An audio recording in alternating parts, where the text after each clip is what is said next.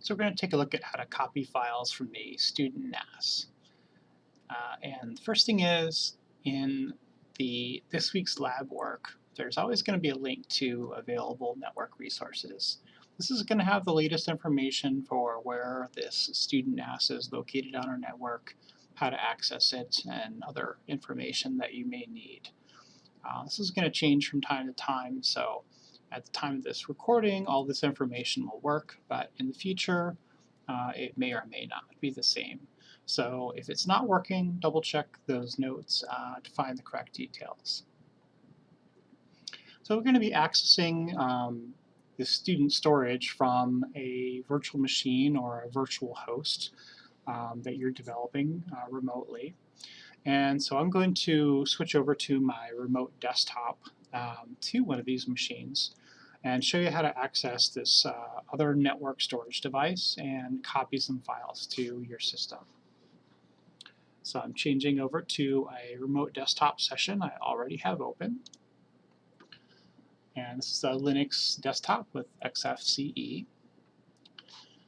You might just have a File Explorer icon on your desktop. You can also find this on the System menu, File Manager.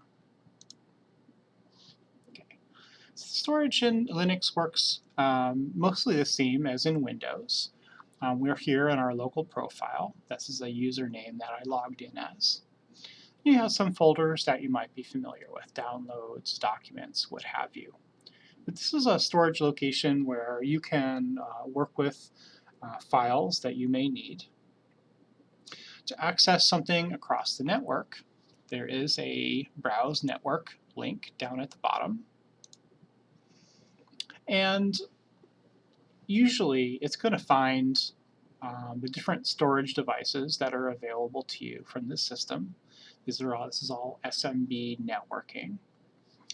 And so, for example, FreeNAS is our current Student NAS. You can also go into Windows Network and browse the network if you needed to. But since we have what we need right here, we can just double-click it. You might notice in the location bar, it tells you where you are browsing files. SMB is a network protocol, and it's accessing these folders on some remote system.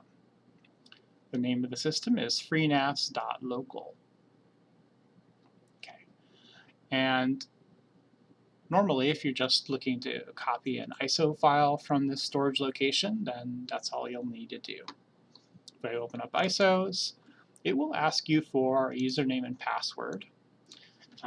The details for this are in that document I mentioned earlier, so if you don't know what they are, you can go look them up. And when I type them in, connect, here are the files that are at that location, at that remote file system. And these are all the common ISOs that you'll need in this class, so that you don't need to download them. You can just go to this FreeNAS and copy them to your system. And copying them is pretty simple. You can just drag them. So for example, if we needed the pfSense ISO, it's right here. You can just drag this over to local admin. That's the profile on this machine I'm working on. When I let go, it's going to automatically copy the file. Since we're on a local area network here, it's going to be fairly fast. And now when I go over to local admin, you're going to see that ISO I copied is located here. Now I can work with it in VirtualBox or Virt Manager or whatever it is you need to do with it. Those are the basics. So just one more thing you may want to know. When we first went over to FreeNAS, you saw it's smb://freenas.local. It's kind of looking like a website URL, and it's got a similar structure to it, protocol, and then the location. Now, a few different things you can do here. You don't actually even need that local. Okay, I just edited it, typed it in. Okay, it's going to the exact same place. You can also use the IP address if you know what that is. And let's see if I can remember it offhand. Right, same place. Okay, And just to prove it, I'll copy it here. I'll go to my local admin. I go to my location bar and I paste in that smb://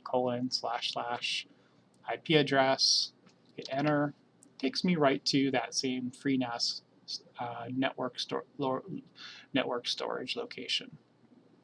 So multiple different ways of getting to the same place, and once you find what you're looking for,